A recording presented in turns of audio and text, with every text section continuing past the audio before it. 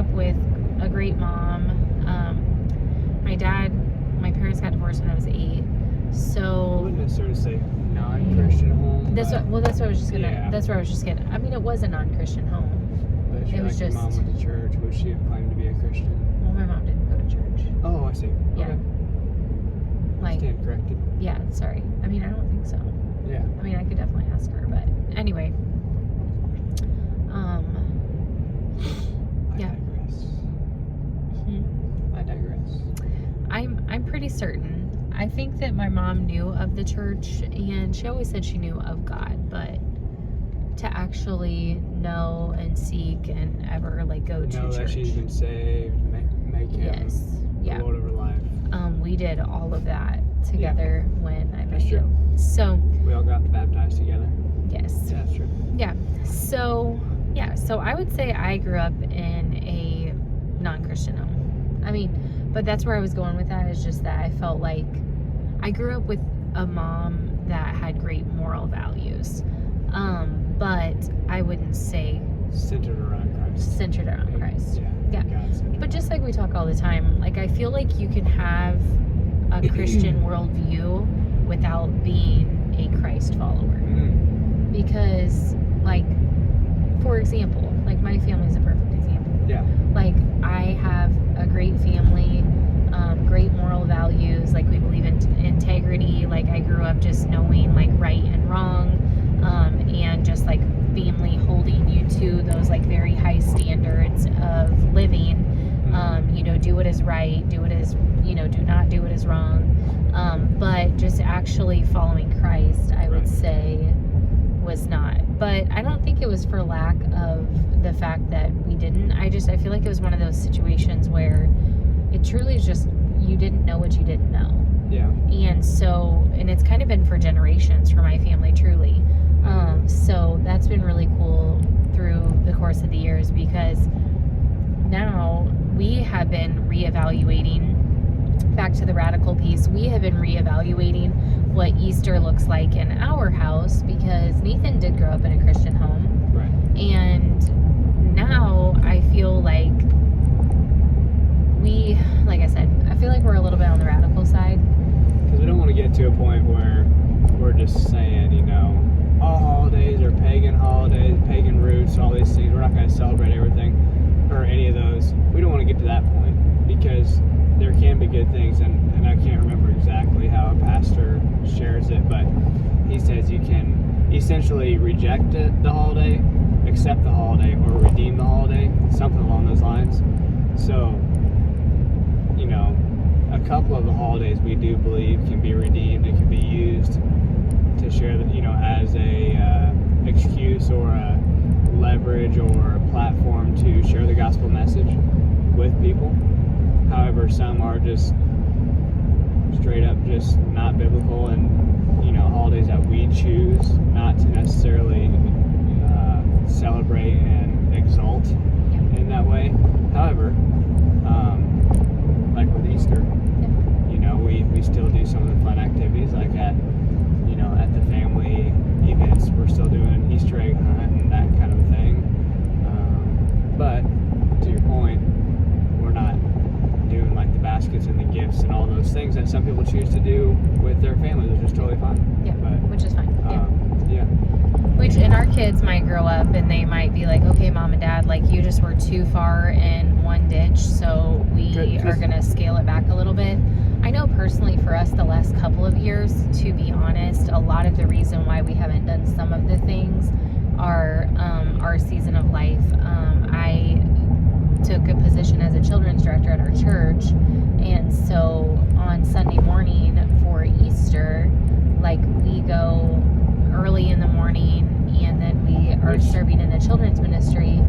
So I feel like, even besides all that, though, that I mean, correct me if I'm wrong, but I think the center of reasoning is based off of, we don't want our kids to grow up thinking the holidays are about all the traditional fun stuff. We want it to be what it's about, what it's actually about. Like, we want our kids to grow up knowing that Easter is about Jesus' resurrection, not about Easter egg hunting and candy and gifts. Same way with Christmas. Christmas, we want it to be known that whether the date is established, that we're all agreeing on the date of his birth or whatever, at the end of the day, we're celebrating the birth of Jesus, and it's not about all, mine, all about ourselves. It's about Jesus, and that's the point. Yeah. But we can still have fun with it. We do. Like, we did, like, a tomb over our, stairs. There's, like, a little place where you can, like, crawl underneath like our cove stairs. underneath the stairs. So we did, like, a tomb, and we do a stone, and then, like, we put Jesus in there on Friday, and then bring him out on, we take him out overnight, and then that way, when they wake up in the morning on Sunday morning, the tomb is empty.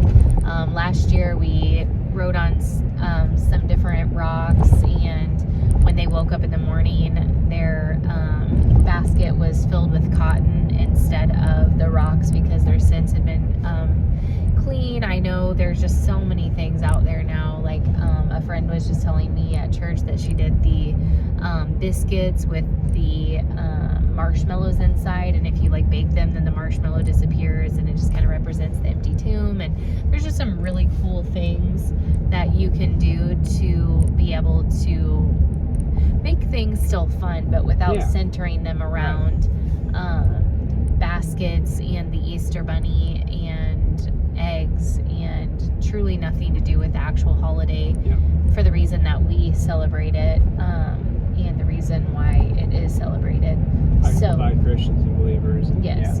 So I really loved how someone said, like today, just happy Resurrection Day, where all of us do just say happy Easter, but I just feel like the more we continue to be sanctified, and even our kids, like it'd be really cool if we could just like continue to just say like happy Resurrection Day. So then that way, just yet again, it's just one more way for us to draw our kids to the reason why we celebrate Easter throughout the years. For sure. But like I said, and it might be too far in one ditch, and who knows, like we might change our mind as our kids start getting older or whatever. But something I'm finding though, because I feel like I grew up with Santa Claus, the Easter Bunny, it was a thing. Like Santa Claus, Easter Bunny, like it was a thing. And I always thought that maybe not doing that with our kids, I really thought that we would really depriving them of something. Yes. Yeah. And I actually even have had people tell me, people within our family, and that they're like, oh, I cannot believe you're not doing that. Poor kids. You're taking the joy out of it for them. But I haven't seen that. Our kids have been super joyful. So I don't know. I guess that's just hopefully encouragement that if you've thought about just seeing if you could really just draw the attention back to Jesus, I don't think it's too late. And it's also just one of those things where, even just this morning, Paisley was asking me, she was because she got a cute little bunny from her grandma yesterday, and she was playing around with it and everything, and we don't care. We just that's fine. And we really just always coin it up to telling them what we do with any of the holidays, that those are just fun things that people have come up with over the course of the years to be able to decorate for the different holidays.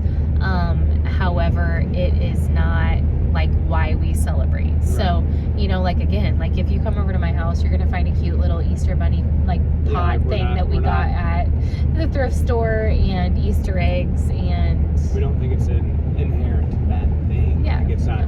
We're not objectively saying these things are just terrible. Same with gifts and all that in general. It kind of goes to there's different ways of preaching as well, with prosperity gospel and then the poverty gospel. We're just trying to keep a good balance. We're not saying that all gifts, all these things are bad. They're great, and especially on birthdays and stuff, we want to lavish them in gifts, for their birth, you know, and birthdays, so we're all and that's something we've always said, that birthdays we're all in. I want to take the day off and just make it super special. Nathan, we plan ahead of time. We look at the calendar, and Nathan makes sure that he asks for our kids' birthdays off, and we pretty much have done since they've been born a yes day for their birthdays. Just let them be selfish, but on the flip side, on Christmas, even Paisley will say herself, or I don't know if she has said herself, but we will say the funny comment about like, wow, Piz, like, how about this? Like, you're getting a gift for Jesus' birthday. Like, is someone else going to get a gift for your birthday type of thing? And so, like, she's kind of making those... She actually did just say that. She did just say, okay. She literally just said so that the other day. she's making those connections as far as, okay, that is kind of strange. You know? Like, it's okay. Like, we're not judging people because of it. She, you know, like, we tell her not to, you know... Yeah. Oh, yeah, that's where I was going with that. Like, this morning, then she was hopping around with the Easter Bunny, and she was like... she's like asking me, you know, if it's real or not real and whatnot, and I'm gonna be honest with her. Like, so if she asks me, like, I'm not going around her house like just being like, okay, the Easter Bunny's not real. But hopefully there's no kids listening. I know, sorry. Yeah. So anyways,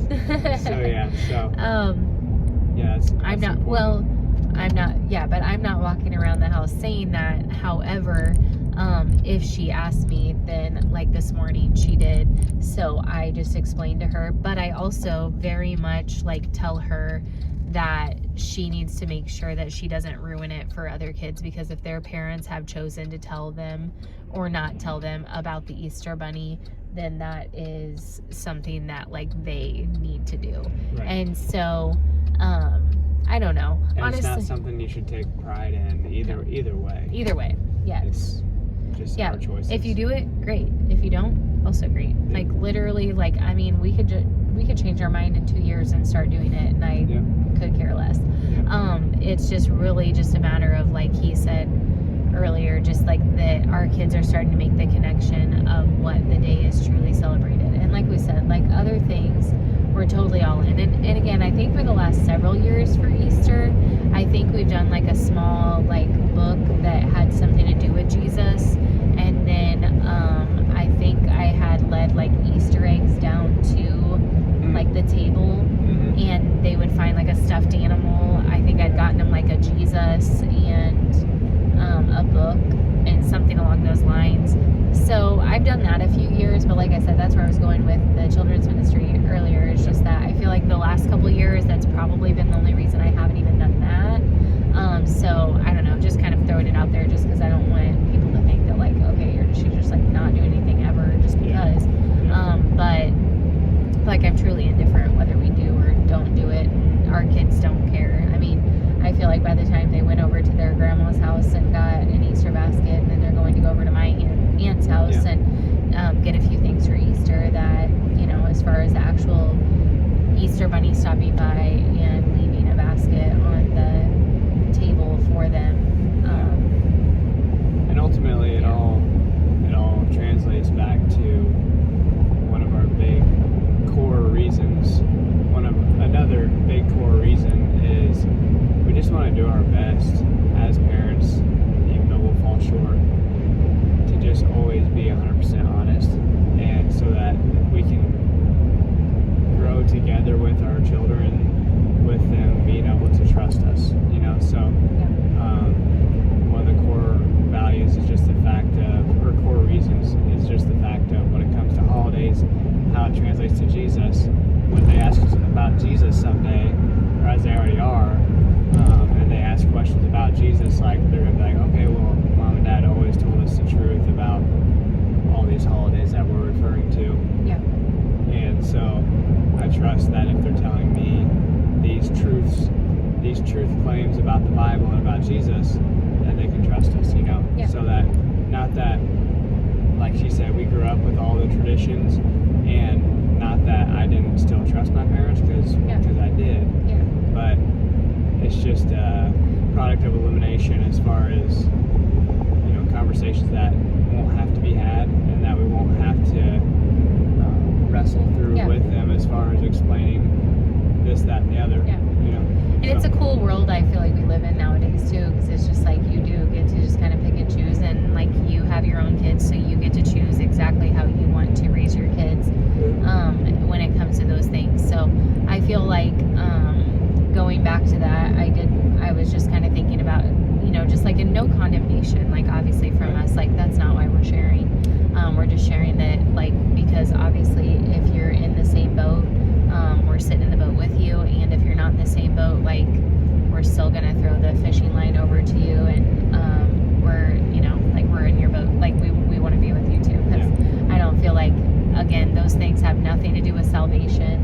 have nothing to do with literally anything. And to be honest, another thing that's kind of personally selfish myself is just that I have a ton on my plate.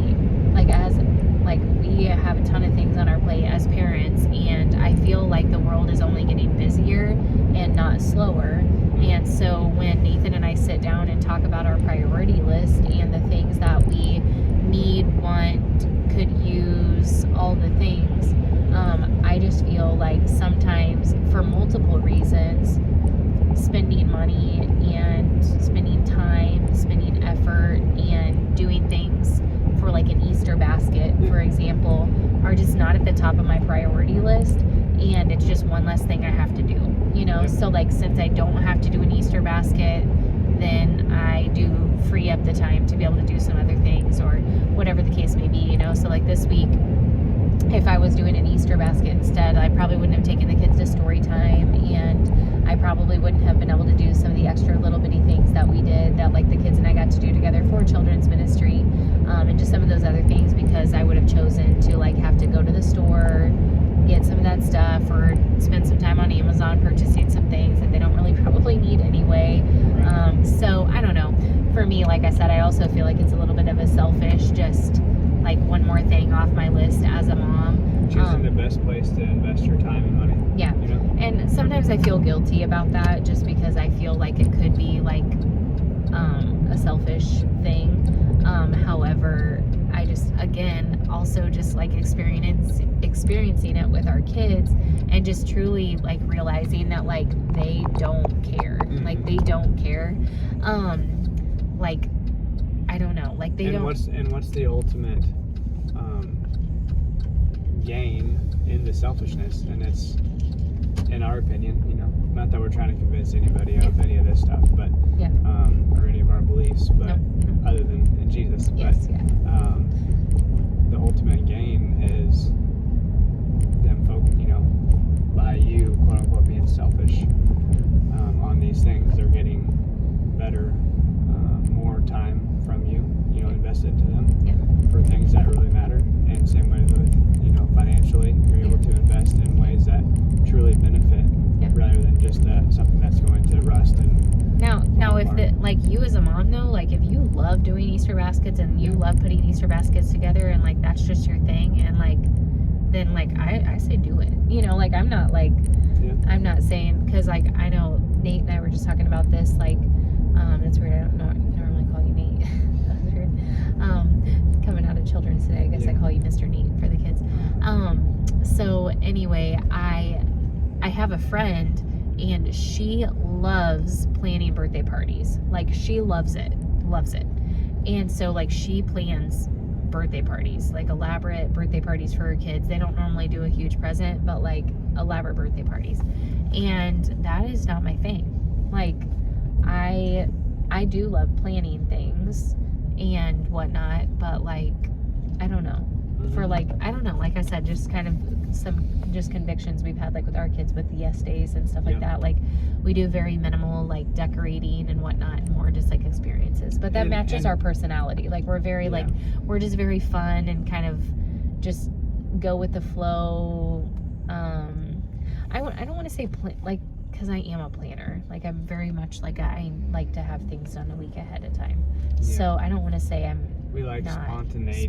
Spontaneity. Yes. But ultimately, we started out doing these videos a lot to do with, you know, our children someday being able to watch this. So we're just kind of sharing our thoughts, kind of, you know, how we thought through these things and why we decided to do what we do. So anyways. Because everything we do talk about, we chat about, we pray about it, and then we just kind of follow through with that. And like we said, I feel like I'm always wanting to share that, because I also feel like I never want people to feel like we're like line drawn in the sand, or not in the sand, like in the stone, you know what I mean? Like we can't go back on it. Because other than like our relationship with Jesus Christ, I feel like everything else is pretty fickle and pretty, like, you know, if I hear tomorrow that like kids like thrive better with having our convictions change throughout our life, for sure. Yeah. But with the resurrection, I don't remember if we've shared or not, but some challenges that I would like to throw out for anyone listening let's dive in. Yeah, sorry, we've been chit-chatting a long time. First of all, something I've personally been really drawn to recently is prophetic language and prophecies fulfilled. Yes. Yes. So you share the one, I'll share the other. I would challenge anybody, if they want to dive into the Word a little bit today, to read Isaiah 53, the whole chapter. Yes. And it is just mind-blowing. And just a few fun facts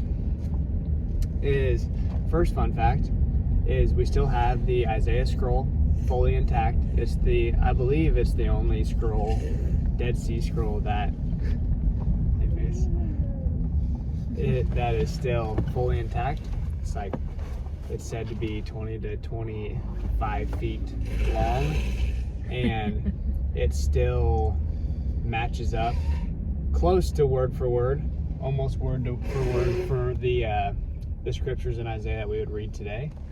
And that particular chapter literally prophesies Jesus' resurrection today, which we celebrate. Prophesies it, and this was, some scholars believe between 600 and 700 BC. So this was before crucifixion was even a documented activity or way to kill somebody for punishment. And so 600 to 700 years before Christ was even born, and it's just like throughout the whole thing, it's just prophesying Jesus' whole life, essentially, leading up to the resurrection. So that one was super cool, super amazing and powerful. And then another one, you want to share with that one? Okay. Yeah. Sure. So another one is when Jesus pushes up on his nail-pierced feet, he says, my God, why have you forsaken me? I can't remember the other, how you say it. But he says that, and it's so cool because we were listening to a quick little podcast the other day, and it had shared this, and I don't know why we didn't know this before. Like we were just last week old when we put this all together, and then it just kind of blew our mind. When it was put together for us by a pastor, Yes. Yeah. So, as he said, when he said that, my God, why have you forsaken me? If you go to Psalm 22 and pull it up, a lot of study Bibles and just different versions of the Bible will actually say that chapter is called my God, why have you forsaken me? And it actually will also prophesy so much of Jesus's crucifixion, and there were just so many pieces of it. And then many scholars like Nathan had chatted about, I don't want to give too many details because I don't remember for sure, and I don't want to falsely be sharing, but some scholars had just believed that possibly that particular psalm could be some of the words that he chose to say, because back in the day you had to sear all of these scriptures in your heart, and so you needed to know them when you're walking around. So by him saying even just that beginning part, the people that were walking around and all around the cross that day would have heard him say, my God, why have you forsaken me? And they would have started recapping Psalm 22, and then all of a sudden they would be like, wait a second, this has already been spoken. This has already been. And Psalm 22 was said to be 1,000 years prior. Yes. And speaking of false teaching, I think I might have just said resurrection. I meant Jesus' life leading up to the crucifixion was the Isaiah 53 prophecy.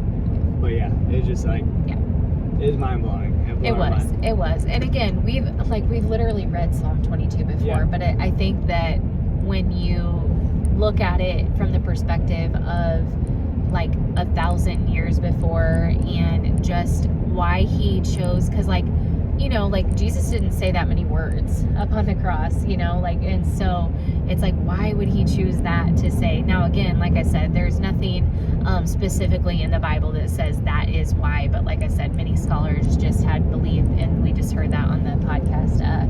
but it was just really interesting. And so again, as we challenge you, so since it is Resurrection Day, if you want to check out Isaiah 53 and Psalm 22, super solid, great. And I think also just as believers, the more and more that we get to know Jesus, and we get to know the story of Jesus's life leading up from his birth to death, to rising again, and to how the Old Testament and New Testament is all one story. They're all together. Jesus is all throughout the Old Testament and the New Testament. Like, you can never unhitch the Old Testament from the New Testament. Like, oh man, that just makes me want to dive in a whole other thing. Yes, so good, so good. Yeah. Yes. The one makes sense to the other, and you're not going to know why you need a Savior if you don't know how sinful and depraved and all these things that you are. Yes. That the Old Testament points all these things out as well. So good. Yep. But yes, so check those out. Isaiah 53, Psalm 22. It's going to prophesy exactly what we are celebrating today. We are so grateful that God died on the cross for us. We definitely are very imperfect, and many of you will probably disagree with a lot of the things that we do, and you might not do them yourself and all the things, and it's because we're all human and we all fall short of the glory of God.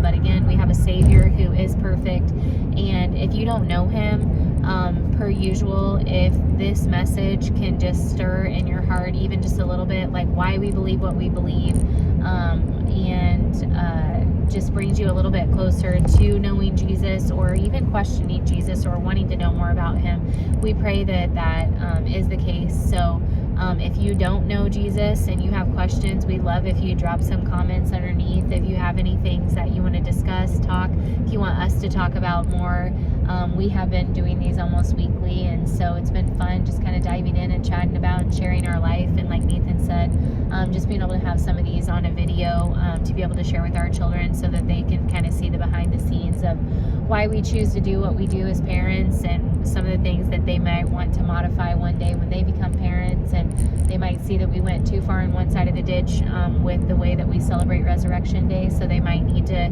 scale it back a few degrees, but at least they're not having to take a total shift, like me, for example. You know, like my life is having to be so much different than what it was when I grew up. So we didn't go to church on Sundays, and we definitely didn't go to church on Easter, and pretty much the whole entire day was about the bunny and the eggs. So anyway, the most of your life. Yes, for most of my life. Yeah. So here we are, but we are off to my aunt's house. Our kids are going to do a little Easter egg hunting. We're going to eat some really good food.